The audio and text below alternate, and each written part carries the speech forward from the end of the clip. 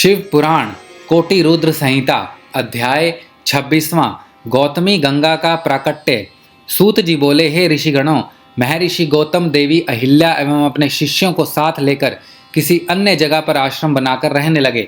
सर्वप्रथम गौतम ऋषि ने ब्रह्मगिरि पर्वत की परिक्रमा की, फिर भगवान शिव के पार्थिव लिंग की स्थापना कर उसका पूजन करने लगे।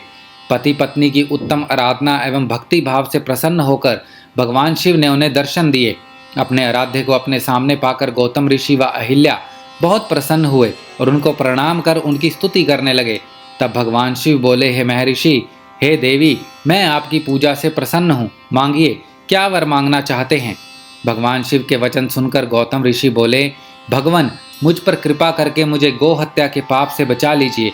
तब शिव जी बोले, आपसे कोई अपराध नहीं हुआ है, वह सब तो उन दुष्ट दुराचारियों द्वारा रची गई माया थी, आप तो निर्दोष हैं। यह सुनकर महर्षि के सारे दुख दूर हो गए। तब उन्होंने शिव जी से कहा कि भगवान, मुझ पर कृपा करके पतित पावनी गंगा जी को यहाँ प्रकट करें, जिससे सभी प्राणियों का कल्याण हो सके। गौतम ऋषि की प्रार्थना सुनकर शिव जी ने उन्हें गंगा जल दिया। वही गंगा जल श्री गंगा जी का स्त्री रूप बन गया।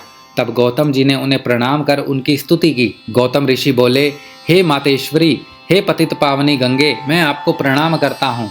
आप पापों का खंडन करने वाली एवं अपनी शरण में आए भक्तों को मुक्ति देने वाली हैं।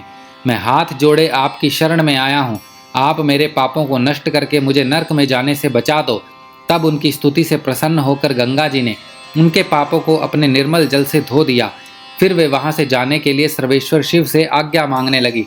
तब शिव जी बोले, हे गंगे, आप पापों का नाश करने वाली हैं, इसीलिए लोक कल्याण के लिए यहीं पृथ्वी पर विराजें।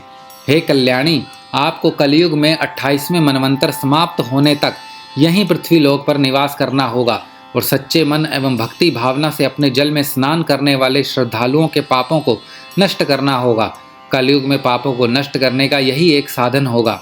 श्रद्धापूर्वक आपके दर्शन करने वालों के पापों का क्षय भी आप करेंगी। यह सुनकर गंगा जी बोली, हे प्रभु, मैं तो सदा आपके अधीन हूँ, आपकी आज्ञा मेरे लिए शिरोधार्य है, परंतु मेरी आपसे यह प्रार्थना है कि आप माता पार्वती के साथ मेरे पास ही निवास करें, ताकि मैं सदा की भांति आपके पास रहूं, संसार में मेरी कीर्ति हो। तब गंगा जी के वचन सुनकर कल्याणकारी भगवान शिव बोले, हे गंगे, तुम्हारी मनोकामना मैं अवश्य पूरी करूंगा। यह कहकर भगवान शिव वहां त्र्यंबकेश्वर नाम के ज्योतिर्लिंग के रूप में स्थापित हो गए। गंगा जी वहां पर गौतम ऋषि के नाम से प्रसिद्ध होकर गौतमी गंगा कहलाई। कोटि रुद्र संहिता अध्याय 26वां समाप्त।